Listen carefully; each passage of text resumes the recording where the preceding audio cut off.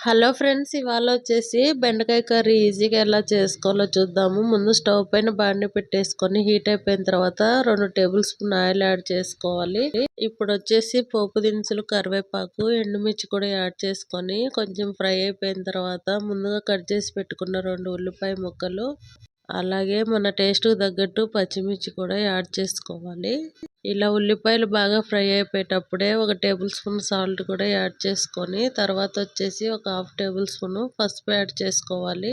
ఇలా యాడ్ చేసుకొని ఒక 2-3 మినిట్స్ పాటు మనం ఫ్రై చేసుకోవాలి ఉల్లిపాయల్ని. ఇలా బాగా ఫ్రై అయిపోయిన తర్వాత ఒక 4 పెద్ద సైజు టమోటాలను కట్ చేసి ఇవి కూడా యాడ్ చేసుకోవాలి. చూడండి, ఇలా టమోటాలు కొద్దిగా మెత్తబడేటప్పుడే మనము బెండకాయలను యాడ్ చేసుకోవాలి. బెండకాయలు వచ్చేసి ఇంత సైజులో ఉంటే కర్రీలో చాలా బాగుండిద్ది ఫ్రెండ్స్. బెండకాయ అనేది కర్రీ చిన్నగా కట్ చేసుకున్నా బాగుండదు. ఇలా మొత్తం మనము టమోటాలు, ఉల్లిపాయలు అన్నీ ఉప్పు పట్టే విధంగా ఇలా కలిపేసుకోవాలి బెండకాయలను ఒకసారి. ఇప్పుడు వచ్చేసి 1 టేబుల్ స్పూన్ కారం యాడ్ చేసుకుందాము. ముందు పచ్చిమిర్చి యాడ్ చేసాం కదా, ఇప్పుడు వచ్చేసి మన టేస్ట్‌కి తగ్గట్టు యాడ్ చేసుకోవాలి. ఇలా మొత్తం ఇంకోసారి కలిపేసుకున్న తర్వాత ఒక చిన్న సైజు నిమ్మకాయ అంత చింతపండుని రసం తీసి పెట్టుకున్నాను. ఇది కూడా యాడ్ చేసుకోవాలి ఈ టైంలోనే. యాడ్ చేసుకొని కొద్దిగా వాటర్ కూడా యాడ్ చేసుకోవాలి.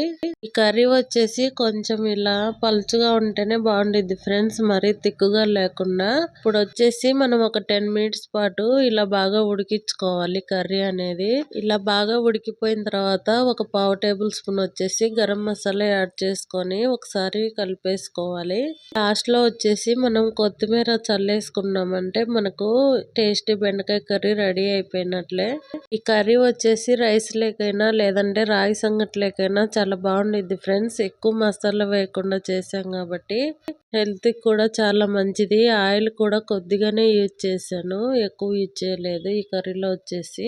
చూడండి, మనకు బెండకాయ ఉడికిందని ఇలా ఒక ముక్క పట్టుకొని చూసామంటే మెత్తగా అయిపోతే ఇంకా మనకు కర్రీ అనేది అయిపోయినట్లే. ఇప్పుడు దించేసుకొని సర్వింగ్ బౌల్ సర్వ్ చేసేసుకోవడమే.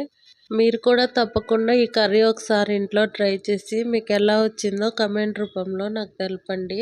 ఈ వీడియో మీకు నచ్చినట్లయితే ఒక లైక్ చేయండి, షేర్ చేయండి, సబ్స్క్రైబ్ చేసుకోండి friends. Thank you for watching.